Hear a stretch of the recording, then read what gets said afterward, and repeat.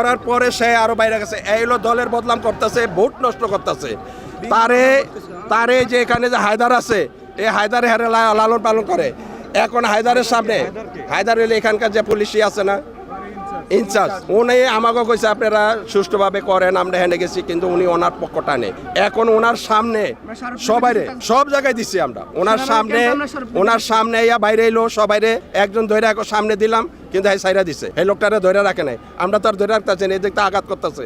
সব মশার বিরুদ্ধে সুরক্ষা দিতে এলো বসুন্ধরা এক্সট্রিম অ্যারোসল, মশার বিরুদ্ধে এক্সট্রিম সুরক্ষা। স্বীকৃত চাঁদাবাজ হিসাবে সে নিজেই বক্তব্য দিয়েছিল যমুনা টেলিভিশনে। ওই বক্তব্যের পরে তার মানে পদ চলে যায় এবং প্রাথমিক সদস্য পদ সহ তার যে সদস্য সচিব আছিল যুব দলের, সেটা চলে যায়। এই ব্যবসায়ীরা অতিষ্ঠ হয়ে আজকে শান্তিপূর্ণ মানববন্ধন করার সিদ্ধান্ত নেওয়ার পরে আমরা গতকাল থানায় গিয়ে আমাদের এই কর্মসূচির বিষয়ে আমরা থানাকে অবহিত করি। সেই অনুযায়ী আমরা এখানে এই মানববন্ধন করতে আসলে সেই বহিরাগত সন্ত্রাসী দিয়ে আমাদের এই শান্তিপ্রিয় ব্যবসায়ীদের উপরে অতর্কিত হামলা করে অনেকজনকে আহত করে। আমাদের ওসি মহোদয় আইসা আমাদেরকে আশ্বস্ত করলেন যে থানায় গেলে আমাদেরকে কর্মসূচি শেষ করে থানায় যাওয়ার কথা বললেন। যাওয়ার পরে উনি তড়িৎ ব্যবস্থা নেবেন বলে আমাদেরকে আশ্বস্ত করছেন।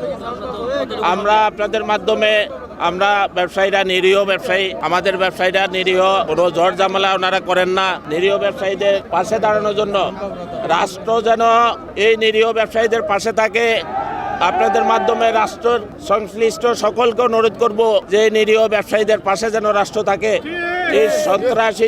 এই সন্ত্রাসী আব্দুর রহমানের কবল থেকে এই কারণ বাজারকে যেন উদ্ধার করে আমরা আপনাদের মাধ্যমে রাষ্ট্রের কাছে আবেদন করছি।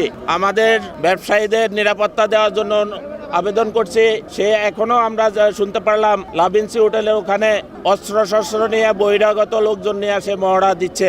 আমরা এটা জানাইছি, এখানে আমাদের প্রশাসন যারা আছে ওনাদেরকেও জানাইছি, আপনাদেরকেও জানাইলাম। আপনাদের মাধ্যমে আমরা প্রশাসনের সহযোগিতা চাই।